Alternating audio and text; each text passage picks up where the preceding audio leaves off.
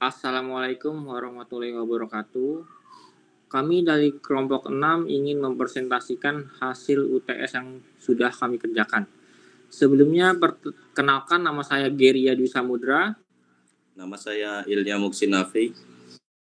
Saya Andika Kurniawan. Saya Rizky Khonil Ardi.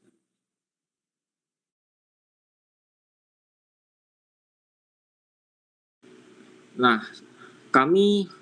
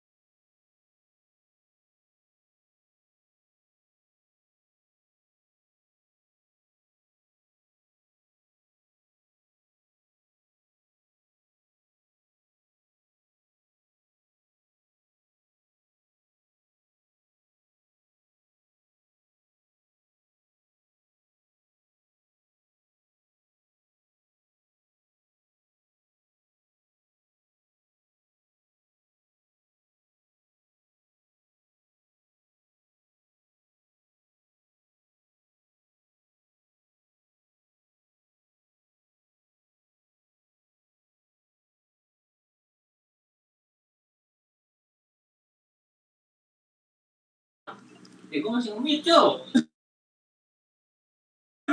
Halo. Ai. Nah, tadi kok. Tes. Terus. Assalamualaikum warahmatullahi wabarakatuh. Perkenalkan, nama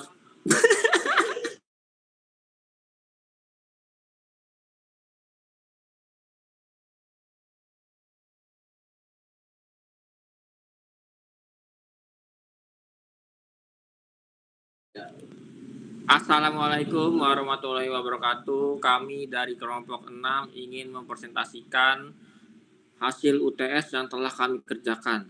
Sebelumnya perkenalkan, nama saya Geria Dwi Samudra. Nama saya Ilya Muksinafi. Saya Andika Kurniawan. Saya Rizky Khonil Ardi. Saya akan menjawab soal 1A. Kami kelompok 6, fluida yang kami gunakan yaitu gas dan diameternya DN50, lalu diameter luar 60,3 mm, dan ketebalan pipa yang kami gunakan 160 SCH. Tekanan yang kami pilih yaitu 340 dan temperaturnya yaitu 340 derajat Celcius. Mungkin itu saja. Berikutnya 1B bisa dijawab oleh teman saya. Oke, saya lanjutkan. Untuk yang B, ini pertanyaannya, tentukan ketebalan pipa akibat pengaruh tekanan dan suhu. Penentuan ukuran pipa dilakukan berdasarkan pengaruh tekanan dan suhu operasi. Nah, data ini menunjukkan bahwa ketebalan dinding pipa yang digunakan adalah 8,738 mm. Sesuai dengan schedule 160 untuk pipa NPS 2 atau DN50. Pada desain ini tidak diberikan corrosion allowance, sehingga nilai tebal korosi adalah 0,000 mm dan dapat diabaikan.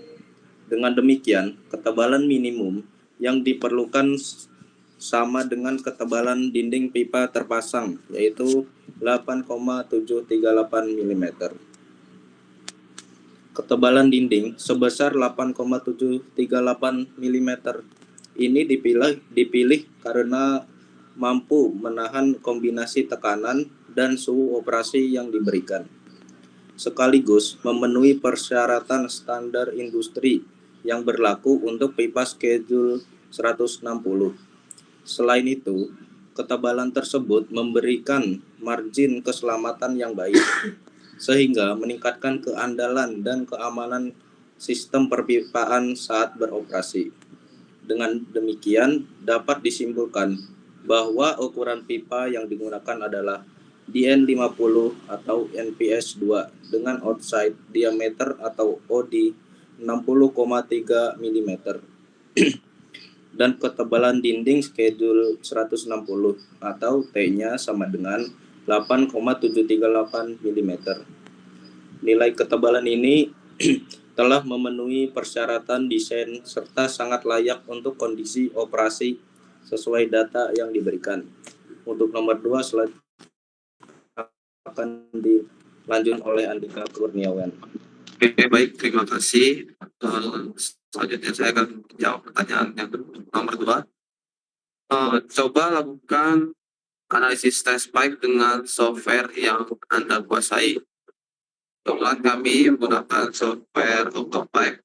Di sini saya akan menjawab nomor 2 yang A dan yang B. Di mana yang A yaitu adalah jelaskan pembuatan geometri isometrik pada pipa, dan yang B jelaskan gaya-gaya yang digunakan pada pipa. Untuk yang A, kita melihat proses pembuatan geometri isometri pada pipa menggunakan AutoPipe. Langkah pertama adalah menentukan titik awal atau origin, yaitu titik A0 yang biasanya memiliki koordinat global 000.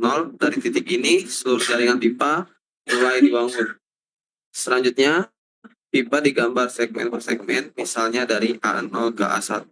Setiap segmen memiliki 2 parameter penting, panjang segmen dan perpindahan atau offset seperti dx, dy, dan dz. Sebagai contoh, segmen A0 A1 memiliki panjang 485 mm dengan offset dz sebesar 486,5 mm. Artinya pipa bergerak turun 486 mm ke arah negatif z. Kemudian pada titik tertentu terdapat belokan atau elbow untuk mengubah arah pipa. Pada model ini terdapat 3 belokan 121 derajat dengan radius long, yaitu pada titik A3, A5, dan A9. Dengan kombinasi segmen dan belokan inilah kita mendapatkan bentuk geometri pipa secara isometrik. Selanjutnya untuk yang B, melihat jenis-jenis gaya yang bekerja dan harus dianalisa dalam AutoPipe. Pertama, ada gaya tekanan internal, yaitu tekanan fluida kerja sebesar 50 kg cm persegi. Tekanan ini menyebabkan tegangan pada dinding pipa, baik tegangan memanjang maupun tegangan melingkar. Kedua, terdapat gaya thermal atau thermal expansion load. Gaya ini muncul karena perubahan suhu dari kondisi instalasi ke kondisi operasi, yaitu sekitar 340 derajat Celcius. Perubahan suhu ini menyebabkan pipa memuai sehingga timbul perpindahan sebesar 4.283 mm yang harus ditahan oleh support. Jenis gaya ketiga adalah gaya akibat support, yaitu reaksi dari penyangga seperti anchor, guide, hanger, dan spring. Pada model ini terdapat beberapa jenis support. Misalnya titik A1 menggunakan spring, A5 menggunakan hanger, A6 hingga A11 adalah guide, dan A12 berfungsi sebagai line stop. Seluruh gaya ini harus dianalisis untuk memastikan pipa aman terhadap tekanan, perubahan suhu, dan operasi lainnya. Selanjutnya akan dilanjutkan oleh Rizky.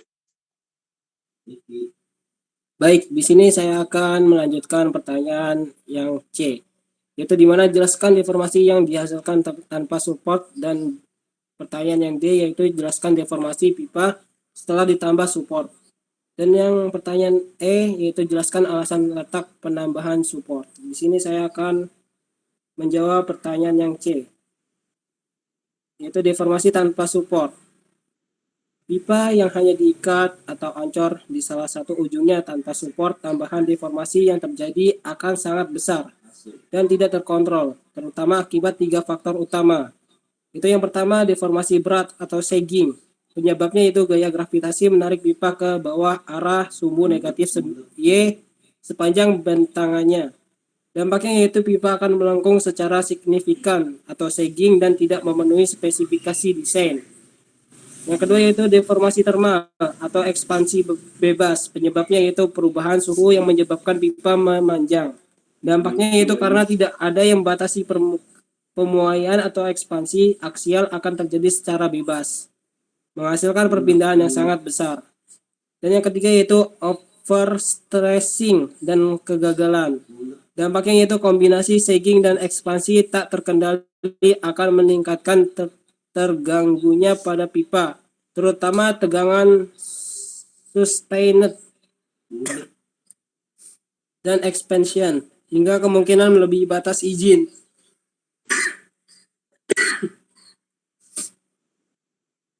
Hal ini beresiko menyebabkan yang pertama itu kegagalan struktural dan yang kedua yaitu kerusakan permanen pada sistem.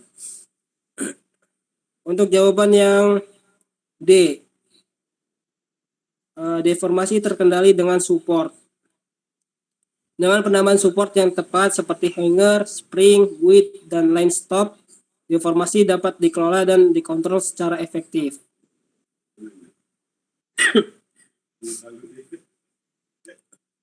Yang pertama yaitu pengendalian landutan atau sagging. Fungsinya itu hanger dan spring misalnya pada lokasi titik A01 dan A05 berfungsi menahan beban vertikal berat pipa dan isinya. Yang kedua yaitu pengendalian dan pengarahan ekspansi termal. Fungsi guide yang terdapat pada titik A06, A07, A10, dan A11 itu mengontrol pergerakan lateral ke samping, memastikan pipa hanya bergerak secara aksial yaitu sepanjang sumbu pipa, mengarahkan ekspansi termal ke arah yang dirancang fleksibel, misalnya pada bench atau expansion loop. Yang ketiga yaitu tegangan terkendali. Hasilnya deformasi yang terkontrol atau sagging dan ekspansi secara langsung memastikan bahwa semua tegangan yang dihasilkan berada di bawah atas tegangan izin yang ditentukan misalnya sebesar 1.225 kilo per cm persegi dan 2.460,74 kilo per cm persegi.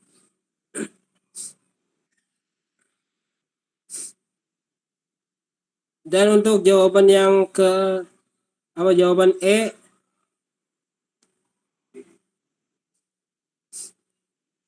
alasan penempatan support memiliki dua tujuan utama.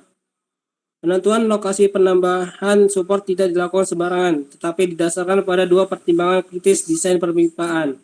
Yang pertama, tujuan yang pertama yaitu mengontrol tegangan sustained atau akibat berat. Tindakannya itu sebagai support dipasang untuk membatasi jarak bentangan pipa.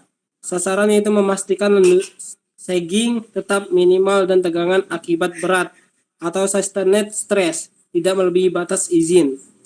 Contohnya pada pemasangan hanger pada A0,5 untuk pada titik A05 untuk menopang beban vertikal di titik tersebut. Tujuan yang kedua yaitu mengontrol dan mengarahkan ekspansi termal. Tindakannya yaitu support, terutama guides dan line stop, diletakkan di lokasi yang strategis. Sasarannya itu satu, mengarahkan perpindahan, memastikan perpindahan termal terjadi pada segmen pipa yang memiliki fleksibel tinggi atau area lentur.